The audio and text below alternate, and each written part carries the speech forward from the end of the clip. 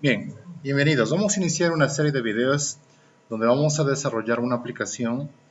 eh, bueno, al final desarrollaremos una aplicación, pero para poder desarrollar la aplicación tendríamos que revisar algunos ejemplos previos en lo que tiene que ver con bases de datos, en este caso SQL Server, y también tendríamos que revisar algunos conceptos y ejercicios iniciales con una tecnología nueva de Microsoft que sería Visual Studio.NET Core y también la extensión que tiene ahí que sería ASP.NET Core.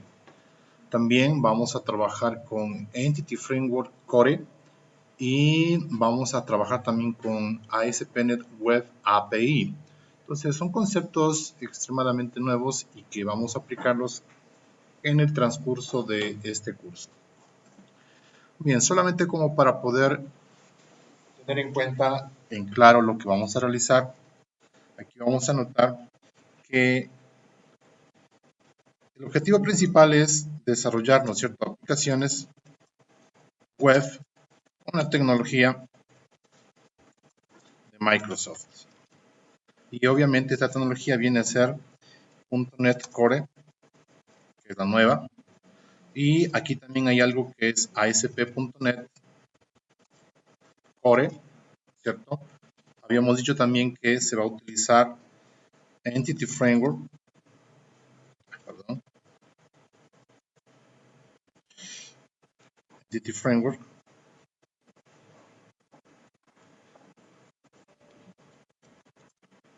Core.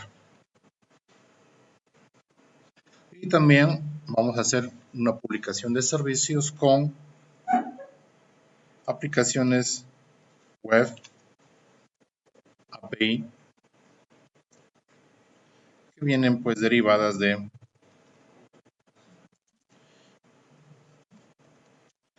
ASP.NET Core.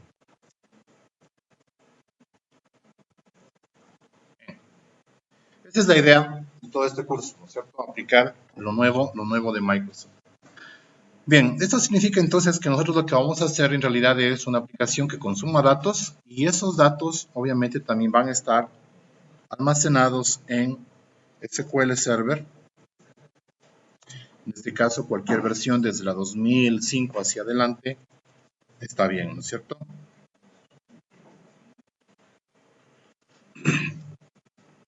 Supongo que ustedes tendrán instalado la versión 2016, que es la última, aunque también ya está liberada en este instante de la vida la versión 2017. Y esa versión 2017 también tiene una versión que se instala en Linux, en las distros más importantes.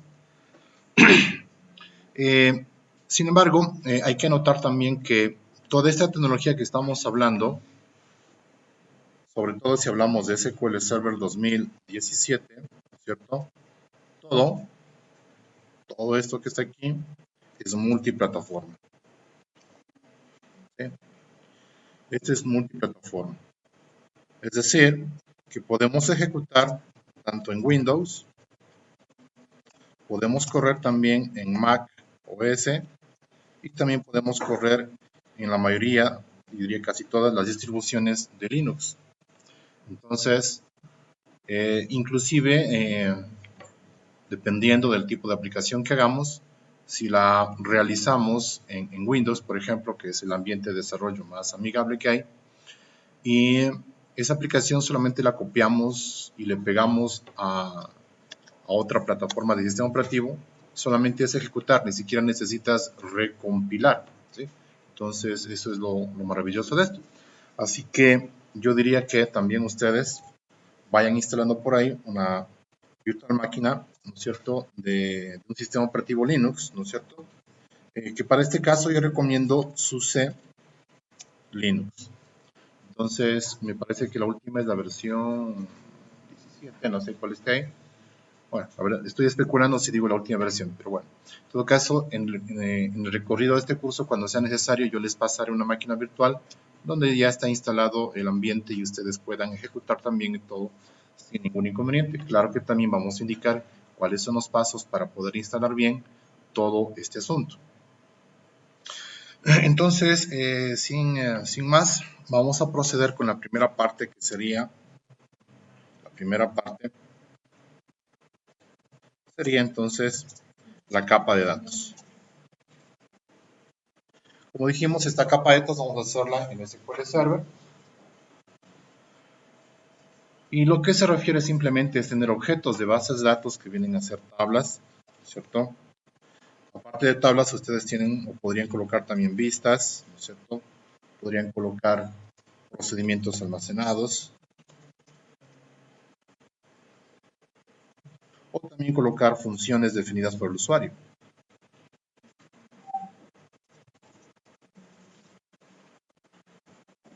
Así que, si bien es cierto, la elaboración de una capa de datos es un tema de un curso completo, porque no solamente es objetos simples, también significa la administración, creación de tipos de datos personalizados, ¿no es cierto? La administración, gestión de seguridad. Entonces, todo esto, como digo, puede ser motivo de un curso completo aparte, pero hoy, por el tema de premura del tiempo, solamente nos vamos a enfocar en crear algunas tablas, ¿cierto? Y también vamos a definir los procedimientos almacenados que básicamente hacen referencia al CRUD, ¿sí? Entonces, estos procedimientos almacenados son los que vamos a desarrollar. Esos son los dos temas que nos interesan más en una capa de datos.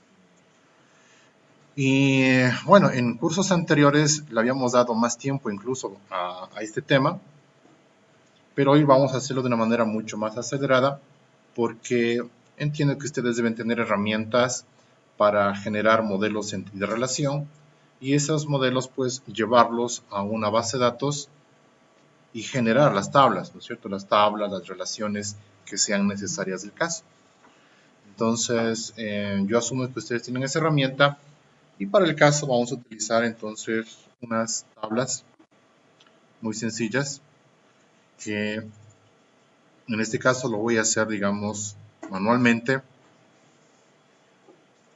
Ustedes pueden entrar con su administrador de base de datos de SQL Server. Yo utilizo este administrador, también funciona bastante bien. Y simplemente lo que sería es crear una base de datos. Bueno, podemos poner la base de datos empresa.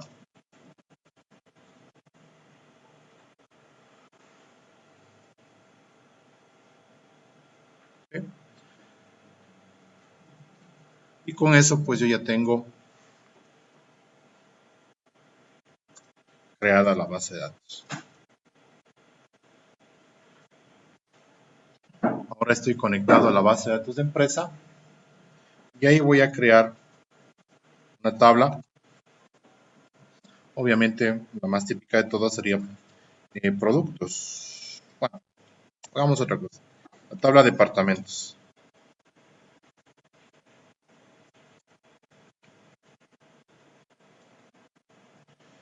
Entonces vamos a colocarle el campo ID, que va a ser un entero, autonumérico, y además llave primaria.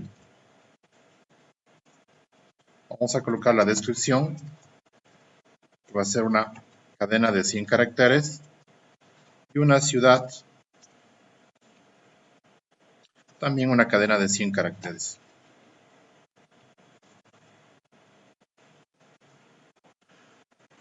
Y con esto creamos la tabla.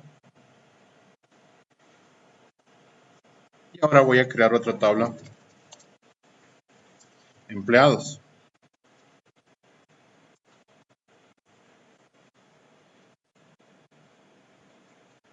En esta tabla de empleados va a tener un campo de identificación, que es un entero, autonumérico, y además es llave primaria. Va a tener los nombres, 100 posiciones, un carácter, Va a tener el salario, tipo moneda. Va a tener la fecha de ingreso, tipo fecha hora.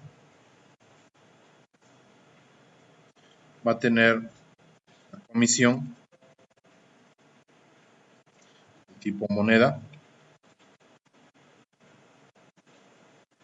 Y va a tener también el ID, departamento, que viene a ser la clave foránea, que conectaría con la clave primaria de la tabla de departamentos, indicando que existe una relación entre departamentos y empleados, donde la tabla de departamentos vendría a ser la tabla maestra y la tabla empleados vendría a ser la tabla detalle.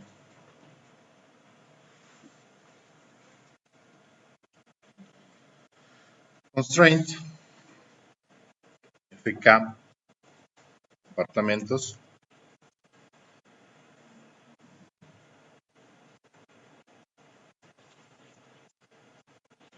foreign key,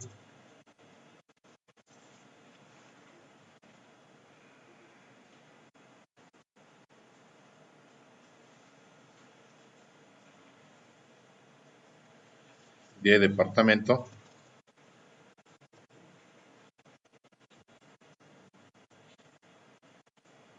y esto va, me parece, entre paréntesis, reference,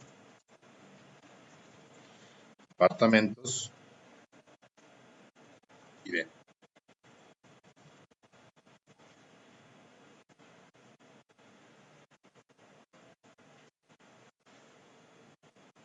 Vamos a ver que funcione.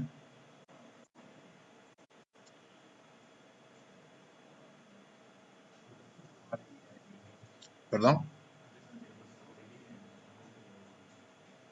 Sí. Es que en la tabla de departamentos el campo es ID.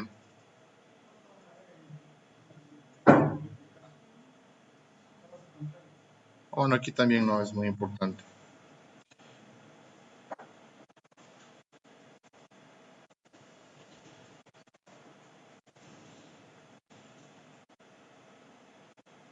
Bueno, debo estar fallando en la sintaxis. Vamos a ver. Aquí me hace falta el tipo de dato de departamento, que es un entero. Listo, ahí está. Ejecuto. Aquí me faltaba el tipo de dato. No sé por qué lo obvié.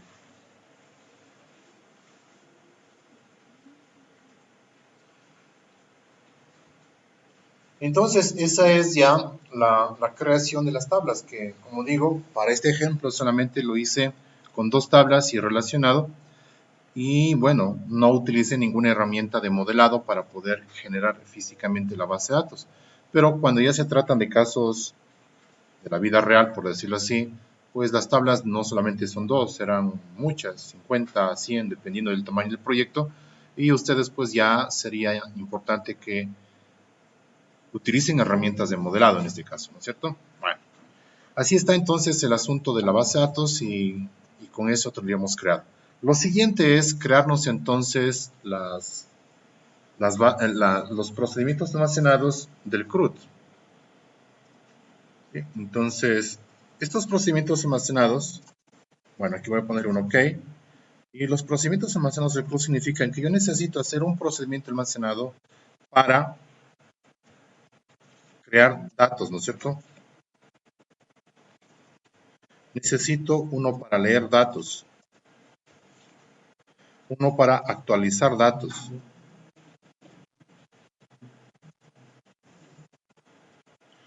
y uno para borrar datos. Sí, entonces, dado que necesito esos procedimientos, ahí viene la palabra CRUD. La C, que significa create, la R, que significa read, la U, que significa update, y la D, que significa entonces delete. ¿Sí? CRUD. Para eso necesito esos procedimientos por cada tabla. Es decir, necesito hacer un procedimiento que me permita crear datos, otro para leer datos y otro para actualizar y otro para borrar. Bueno, entonces vamos a hacer eso. Tomando en cuenta también que para la lectura, el read, se utilizan al menos dos tipos de procedimientos. El procedimiento que devuelve un único registro, procedimiento que devuelve varios registros aplicando un filtro, y puedo tener un tercero, un procedimiento que devuelve todos los registros de una tabla. Entonces yo necesito hacer ese tipo de procedimientos almacenados. Bueno, ¿cómo hacemos? Bien, ustedes tenían entonces por ahí el archivo que habíamos dicho que necesito que se bajen de el aula virtual, que era Store Procedures SQL Server.cst. Esa es una plantilla que vamos a aplicar con la herramienta CodeSmith.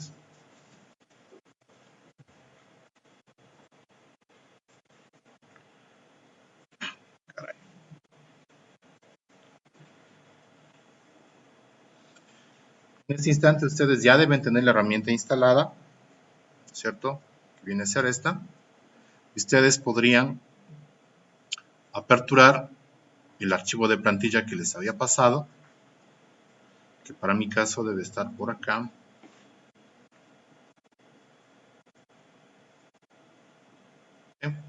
Ahí tengo el archivo de plantilla.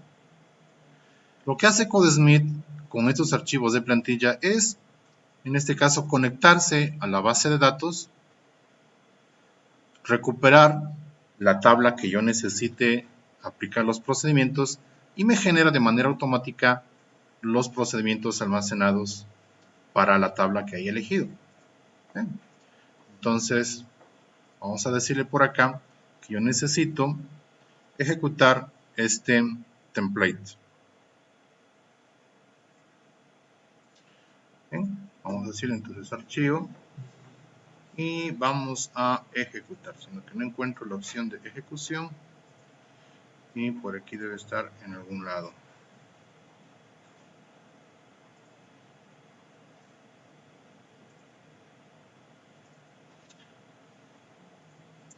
Bueno, seguramente, por aquí debe ser. Abrir, anclar. Ya.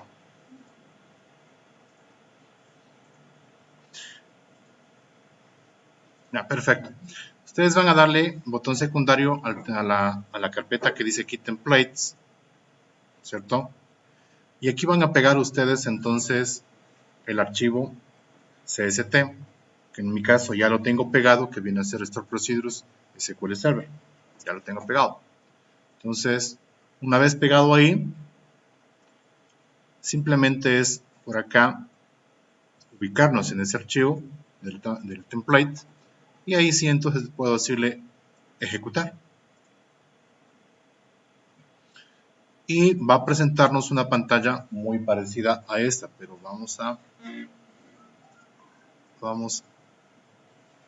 ubicarle así para que ustedes lo tomen en cuenta. Listo. Ya. Bien, entonces, ¿qué hice? Para ejecutar este archivo, necesito saber si lo tienen ya en pantalla. Si no, les espero para que ustedes lo tengan listo. Voy a hacer una pausa al video para que todos lo tengan listo.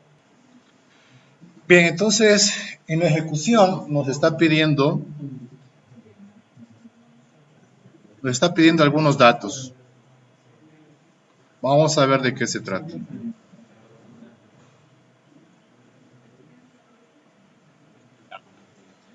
Primero nos dice cuál es la tabla origen sobre la cual vamos a trabajar y a generar los procedimientos almacenados. Bueno, aquí me tiene puesto como ejemplo una tabla de otra base de datos que vamos a modificar. Aquí al final hay un botón que me permite modificar. Ustedes seguramente deben tener vacío eso. Ya.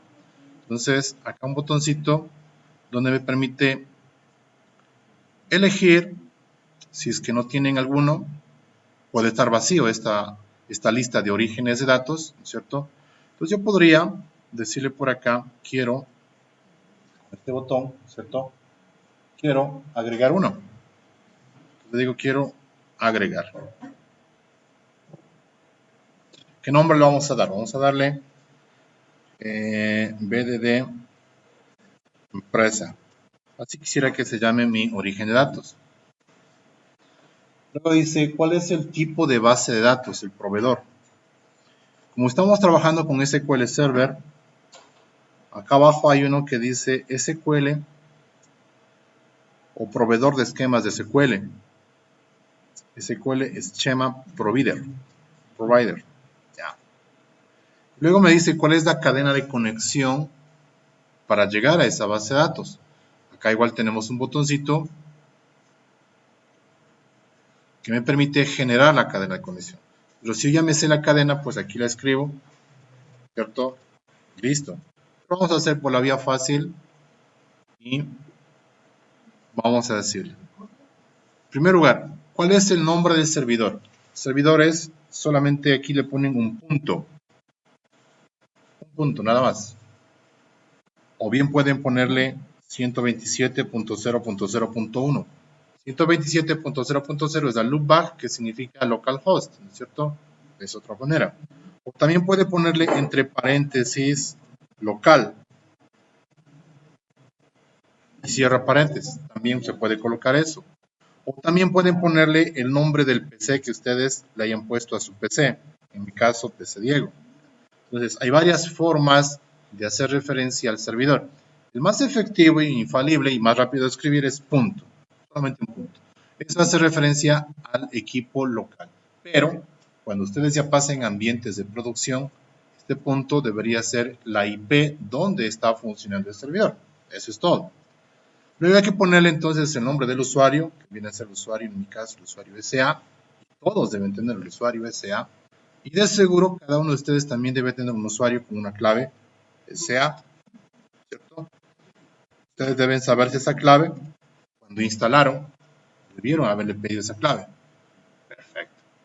Sin embargo, si no se la saben, por azares de la vida, que muchas veces suele suceder, no se acuerdan clave, pueden optar por la que dice User Windows Certification. ¿Sí? Entonces, eso dice que el usuario actual del sistema operativo es el que se va a conectar a la base de datos.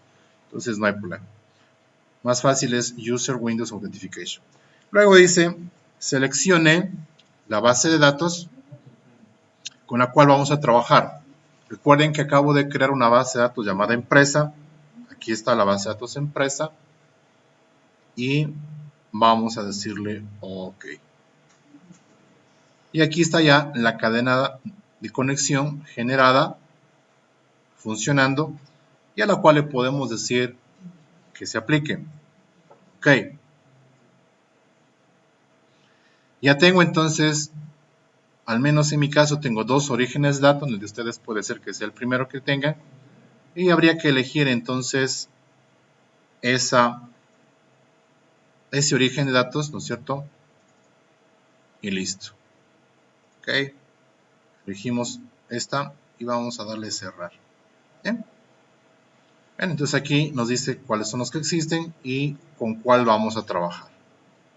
Entonces me dice, en esta base de datos empresa tenemos dos tablas, una tabla departamentos y una tabla empleados.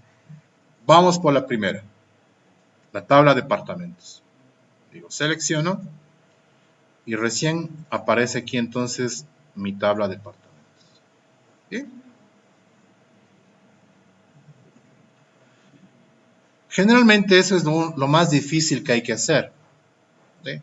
Porque luego yo suelo decir que me encanta el trabajo de ser programador de un solo dedo. Bueno, de tres dedos. Dos sostienen el mouse y uno rueda el mouse. Entonces, sí, así es. Entonces, dice, vamos a incluir un procedimiento para borrar. Le digo que sí.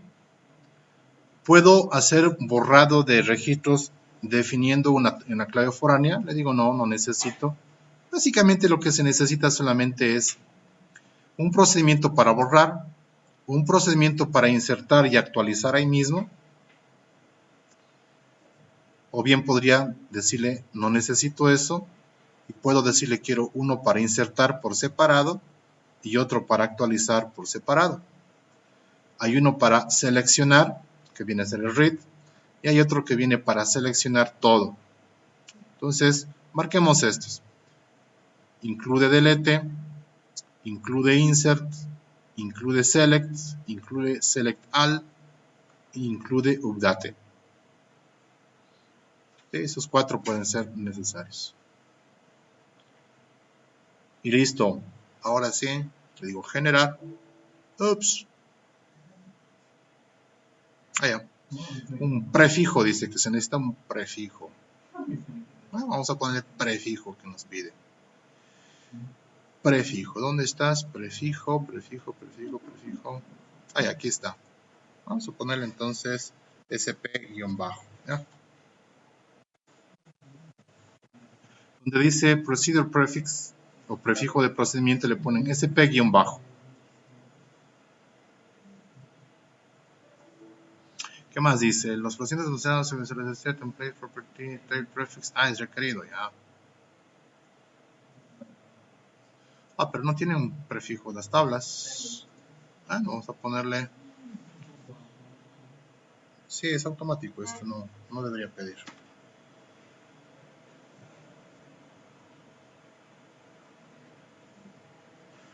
Vamos a decirle entonces. Bajo. Vamos a probar. Vamos probando. Output file también me dice. Output file, bueno. Me dice, ¿dónde quiero colocar el resultado?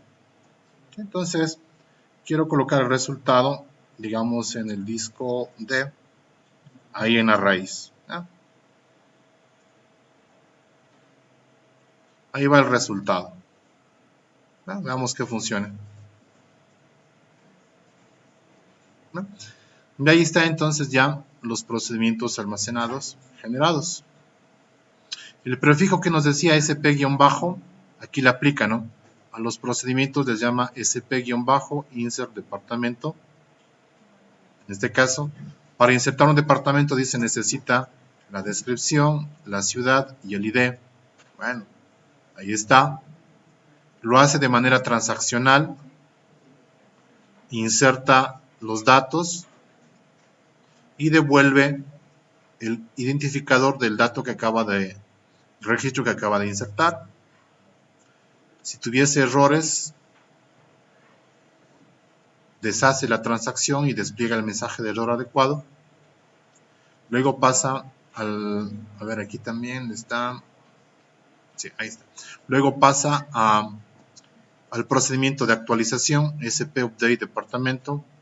Ahí están los parámetros que se necesitan. Lo hace de manera transaccional. Actualiza. Cierra la transacción. Si hubiese errores, también hace rollback a la transacción. Y lo propio también para eliminar un departamento. Dice cuál es el código del departamento para eliminar. Hace la eliminación. Cierra la transacción. Luego dice o busca un departamento, un solo departamento a través del código del departamento. Hace la selección.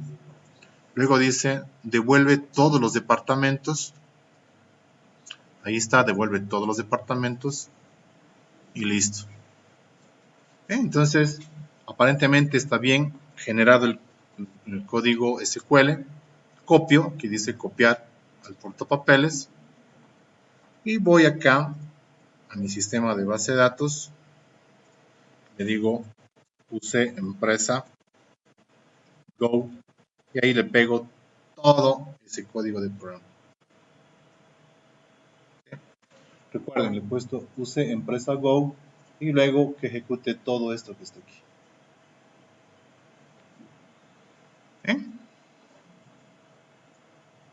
Ahí está. Me ha generado todos los objetos de la base de datos.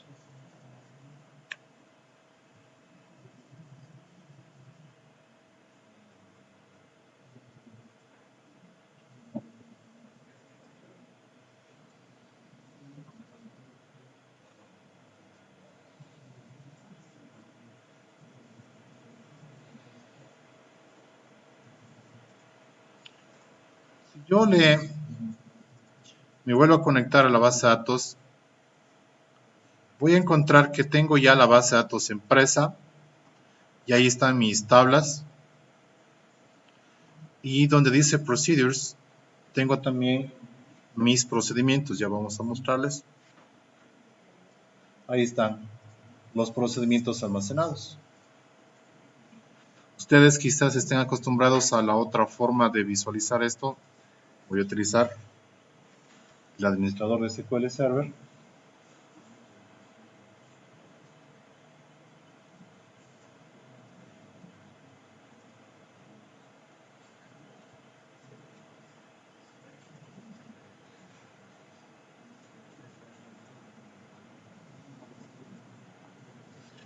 Entonces tengo las bases de datos, tengo la base de datos empresa, tengo las tablas, ahí están las tablas. Por acá tengo en programación, tengo los procedimientos almacenados y ahí están los procedimientos almacenados.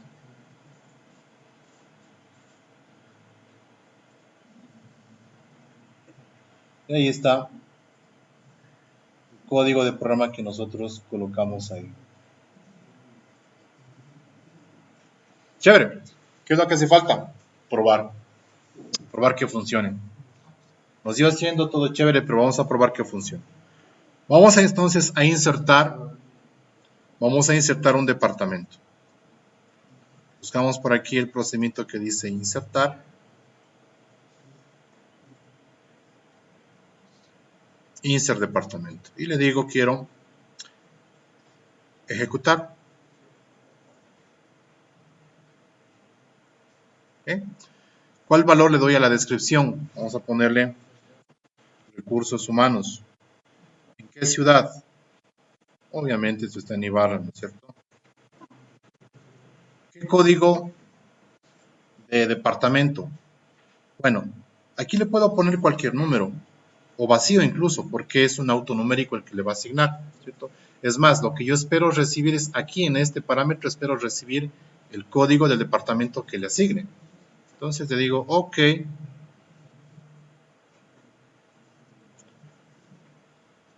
Y ahí está. Me ha devuelto el número 1, ¿cierto? Significa que ya tenemos el departamento 1. Vamos a ejecutar otra vez. Vamos a poner el departamento tecnología. TICS.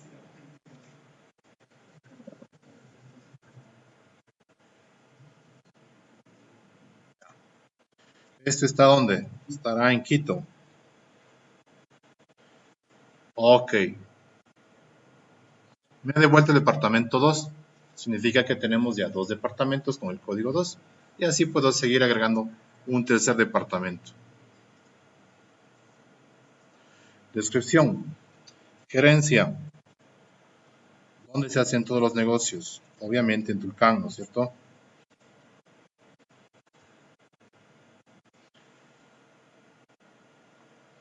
Departamento 3. ¿Sí? Entonces, como todo esto está funcionando, vamos a buscar el procedimiento que lee todos los departamentos. Yo digo get departamento all. Digo, ejecutar.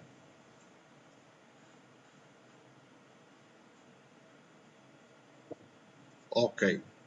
Y me muestra entonces 3 departamentos. Recursos humanos, TICS y gerencia con los códigos cada uno. Lo que significa que está bien. Ahora quiero probar el procedimiento que me recupera un solo registro. Digamos, quiero recuperar el departamento de código 2. Entonces le digo get departamento, que está acá, Digo ejecutar. El departamento de código 2. Y obviamente me devuelve entonces solamente el departamento 2. ¿Qué pasa si le pongo un departamento que no existe? Digamos el departamento 90. Me devuelve vacío, ¿sí? Pero sí me devuelve la estructura, pero sin datos, ¿no? ¿Qué me falta probar? Vamos a actualizar un departamento, ¿sí? Vamos a actualizar el departamento 2. Ejecutamos. Departamento modificar 2. ¿Qué dato ahora es la descripción? Bueno, antes era TICS, ahora vamos a ponerle tecnología. Ciudad, esto va a estar en Guayaquil. Perfecto. Modifica y me devuelve un valor de retorno 0 indicando de que no hubo errores. Comprobemos que el departamento 2 fue modificado. Digo, ¿qué departamento?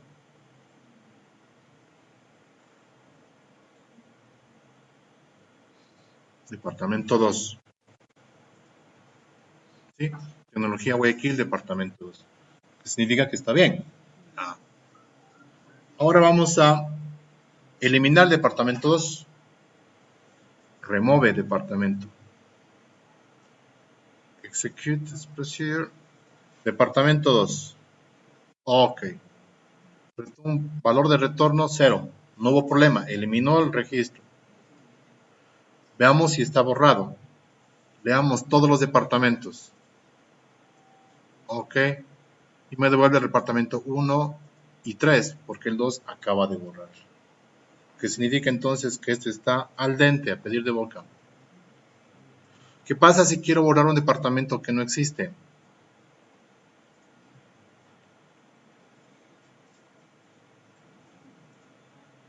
Digamos el departamento 90. Bueno, posiblemente no me dé error, pero no borra nada. Pues aquí de pronto habría que modificar ese procedimiento almacenado indicando de que si no hay el registro, no lo bote un error. Bueno, podríamos hacer eso ahorita mismo. Vamos a decirle quiero modificar el procedimiento y vamos a decirle, podríamos programar aquí de la siguiente manera.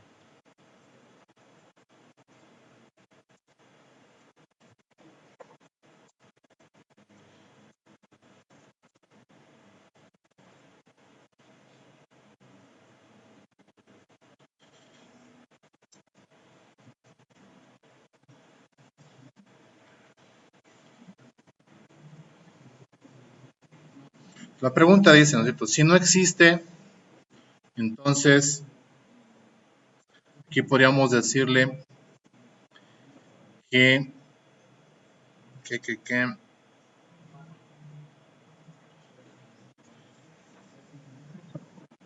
con paréntesis, ¿no? Uno, es un error.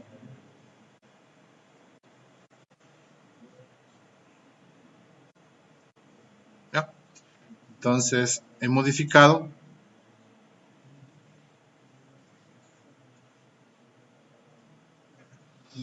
De hecho, ¿no es cierto? Si no existe un registro para el departamento con esta condición, entonces devuelve a 1, indicando de que es un error. Caso contrario, continúe con el proceso y listo. Y vamos a probar si funciona. Bien, quiero eliminar el departamento 90. Entonces, ahí me dice, hay un error, devuelve 1. Ahí dice, recuento de transacciones. Ah, el recuento de transacciones está mal. Ya. Estamos mal nosotros.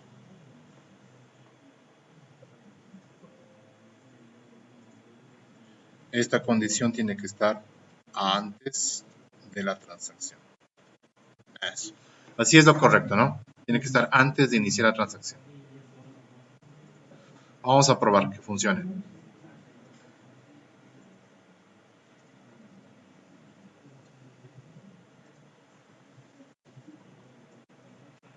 Sí, me devuelve 1 indicando que es un error. Bien.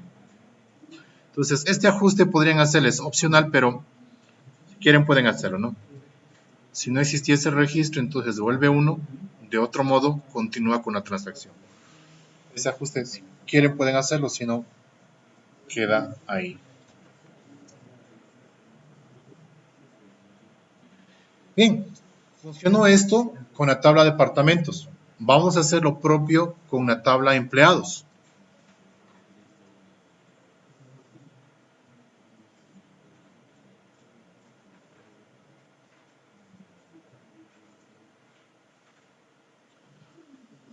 Vamos a hacer lo propio con la tabla empleados. Aquí habíamos dicho que el origen de la tabla está puesto departamentos. Ahora vamos a elegir empleados. Seleccionamos y generamos. Ahí está. Lo mismo, pero para empleados.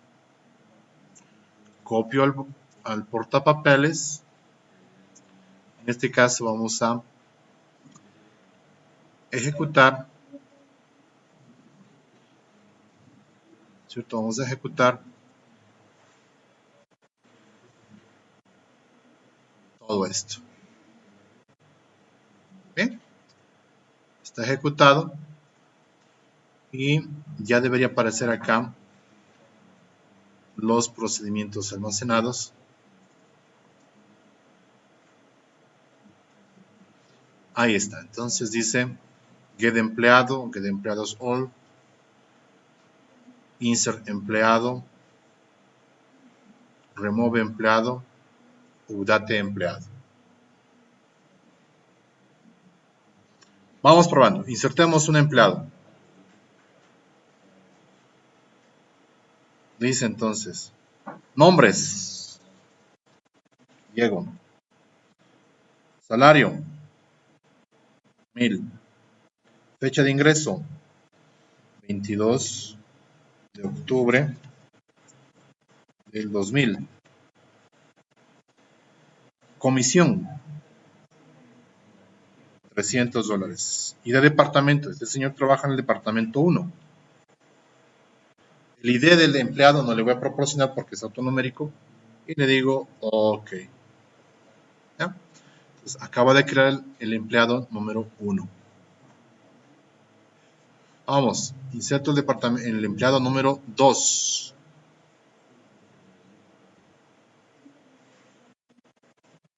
Mateo. Salario 1000. Fecha de ingreso 22 de noviembre del 2010. Comisión 100. Departamento 3. OK. Ahí está. El empleado 2. Insertemos otro más. Nombres. Anita. Salario 2000. Fecha de ingreso 15 de mayo del 2015. Comisión 400. Departamento 1. Perfecto. Ahí está. Veamos entonces si están todos los empleados. No hay parámetros. Y ahí están todos los empleados. Diego, Mateo, Anita. Ahora vamos a recuperar el empleado 3. Empleado 3. Ahí están los datos de empleado 3. Vamos a modificar los datos de empleado 3.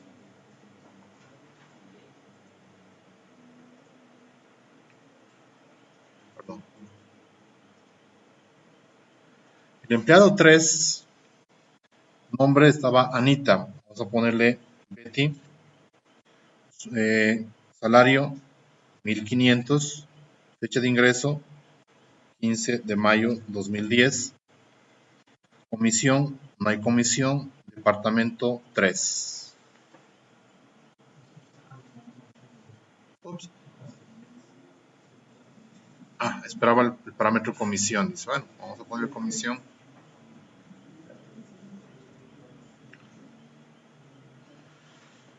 Tres nombres.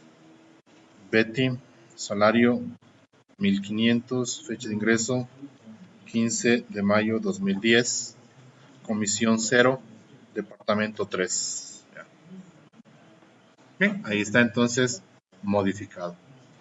Vamos a recuperar los datos del empleado 3.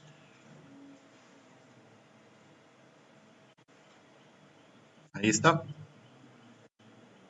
Y por último vamos a eliminar el empleado 1. Eliminamos el empleado 1. Perfecto.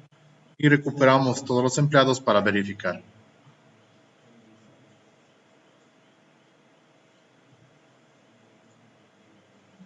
¿Sí? Entonces, queda verificado. Entonces, con todo esto, hemos hecho una capa de datos sumamente básica, pero funcional, ¿cierto? Bien, para lo que vamos a utilizar como tecnologías,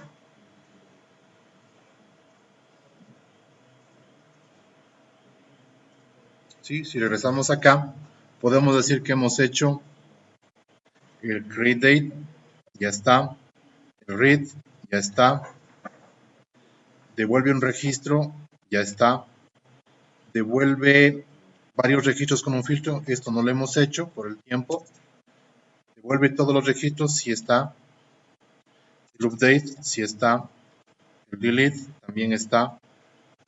Entonces, lo que habíamos planteado pues está hecho y funcionando.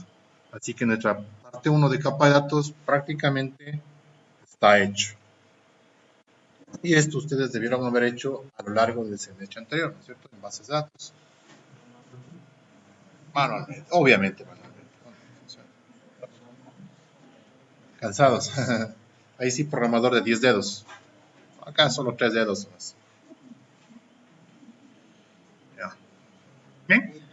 La segunda parte entonces ir ya a desarrollar el aplicativo, ¿cierto? El aplicativo que decíamos va a utilizar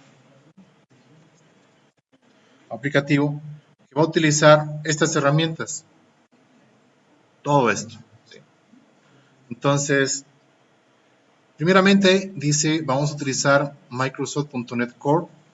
Pues vamos a entender de qué se trata Microsoft.NET Core. Y vamos a tener que instalar también el .NET Core. Luego hablaremos sobre ASP.NET Core. Tendremos que instalar también y verificar cómo se hace eso. Y luego entraremos a trabajar con los datos, con Entity Framework. Para entender, ¿no? .NET Core es las instrucciones o es el core de ejecución general y básico que tiene esta arquitectura. A esto también le suele acompañar .NET estándar,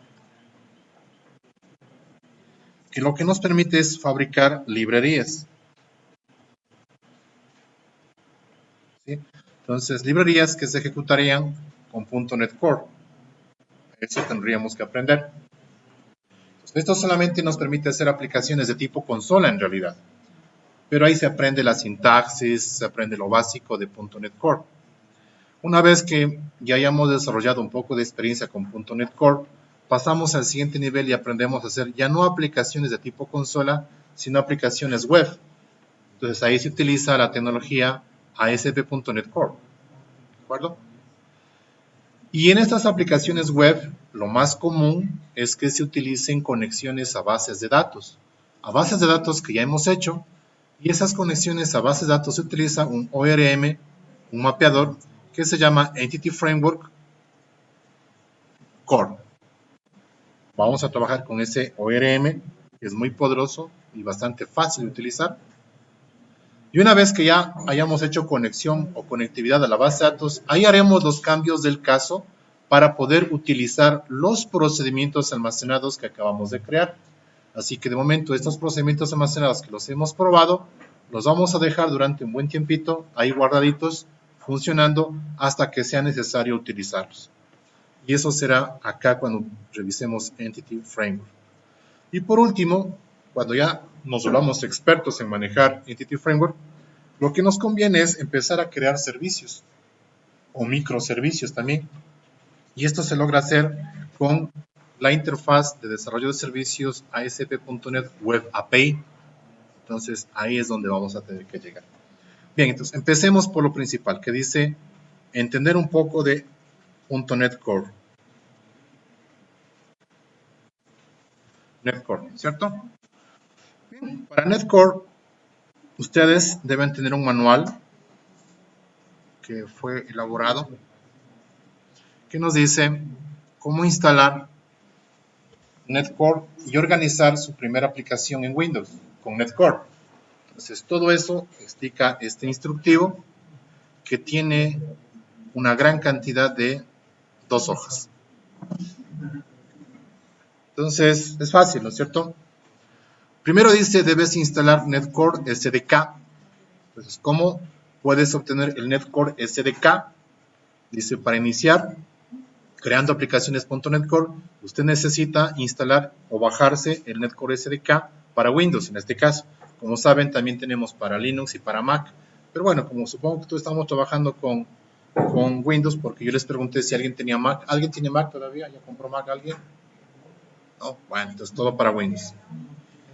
Entonces simplemente le hacen clic aquí donde dice Download .NET Core SDK y empieza a bajarse el .NET Core, ¿de acuerdo? Entonces, una vez que ustedes se bajen el .NET Core, yo lo cancelo porque ya lo tengo bajado, simplemente le dan doble clic y lo instalan. ¿Sí? No requiere nada más. Doble clic y lo instalan. Una vez que se instaló, es más, ni siquiera necesita Visual Studio para funcionar, ¿sí? Ni siquiera necesita Visual Studio. Entonces dice, lo que les va a instalar es la versión 2.0 del .NET Core, que es la última versión. Si ustedes instalaron Visual Studio 2017 Release 15.2 o 15.3, lo que les instala es el .NET Core versión 1.1, que es la versión anterior. Así que siempre va a ser necesario que le hagan clic en Download para bajarse la última versión. Bueno, dice entonces, vamos a inicializar con algún código. Le voy a poner una pausa al video para esperar que todos se bajen el .NET Core y le instalen, ¿sí? Y luego continuamos. Bueno, entonces, una vez que ustedes ya terminan de instalar el .NET Core 2.0, lo que nos dice aquí es que podemos hacer un rápido ejemplo que demuestra la funcionalidad de la herramienta. Entonces, esto se puede hacer a nivel de una consola de comandos. Vamos por acá entonces a abrir una consola de comandos y vamos a hacer lo que nos dice aquí. Vamos a hacer lo que aquí nos sugiere que hagamos. ¿Qué nos dice? Dice que a nivel de comandos, de una consola de comandos, ustedes pueden digitar lo que ahí nos dice para crear una aplicación nueva. Entonces, podríamos escribir lo que dice aquí, .NET. De hecho, la palabra o el comando .NET es la interfase cliente de comando que permite hacer todo con .NET Core. O sea, si no tuviesen ustedes instalado el Visual Studio o una herramienta IDE de desarrollo, que puede ser cualquier herramienta, incluida la famosa Notepad, ¿no es cierto? Pueden hacer todo a nivel de comando. Entonces pueden poner este de aquí, .NET, y le ponen New, significa que voy a crear un nuevo proyecto de tipo consola. .NET New Console indica que voy a crear un nuevo proyecto tipo consola. ¿Y dónde voy a colocar ese proyecto? Dice, -O significa output, va a dejar o va a sacar el proyecto en una carpeta llamada, en este caso dice HWAPP, que para el caso significa Hello World App. Yo puedo ponerle, por ejemplo, ejemplo, ya. Así se va a llamar mi carpeta, ¿no es cierto? New Console-O ejemplo. ¿Okay? Le doy Enter y empieza a crear ahí una aplicación en la carpeta ejemplo. ¿Dónde creó la carpeta ejemplo? Pues ahí donde estoy ubicado, en este caso en la carpeta users Diego, ahí creo la carpeta ejemplo. Lo que tengo que hacer es entrar a la carpeta ejemplo, cd ejemplo, y ahí tengo colocado. Ahora, yo podría verificar eso, ¿no es cierto? Me voy al explorador, archivos, entonces buscaría la carpeta ejemplo donde dice usuarios, ¿dónde tengo aquí? Este equipo, users, donde tengo usuarios, Diego, ¿no es cierto? Y por ahí tiene que haber una carpeta ejemplo, ahí está la carpeta ejemplo. Y ahí tengo la aplicación generada, ¿sí? Está el archivo de programa, .cs, está el archivo de proyecto y una carpeta objeto donde supuestamente ya estaría la compilación, pero aún no está compilado todavía. Bueno, podría yo visualizar ese archivo. Ahí tengo el archivo que me acaba de generar, el Hello World, ¿no es cierto? Típico, Hello World. Bueno. Hola, UTN, vamos a poner ya. Guardo eso y salgo. Solamente le hice ese cambio para poder verificar que funciona lo que acabo de hacer. Bueno, entonces acá en el manual me dice, lo que acabas de hacer es crearte un proyecto que te pone este código de programa que ya lo hemos visto. Lo que nos queda ahora es ejecutar la aplicación. Entonces para ejecutar dice, simplemente debes escribir .NET Run.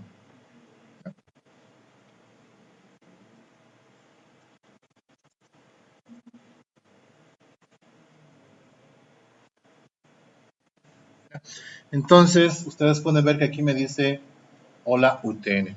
¿Sí? Aplicó el cambio que le hice y funciona.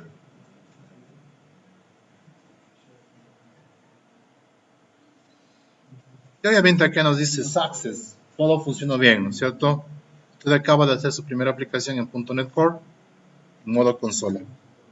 ¿Cuáles son los siguientes pasos que tiene que hacer usted? Es obtener un ID de desarrollo, dice, ¿sí? Y obviamente el ID de desarrollo que se recomienda aquí es el ID de Microsoft Visual Studio, que es el que nos dicen que instalemos. Entonces, si haces clic ahí, se va y se baja al Visual Studio. Cuando se ejecuta el instalador, dice que tenga precaución de que en el instalador elija la opción que dice aquí NetCore Platform Development. Es decir, plataforma de desarrollo de NetCore debería estar elegido cuando ustedes instalen.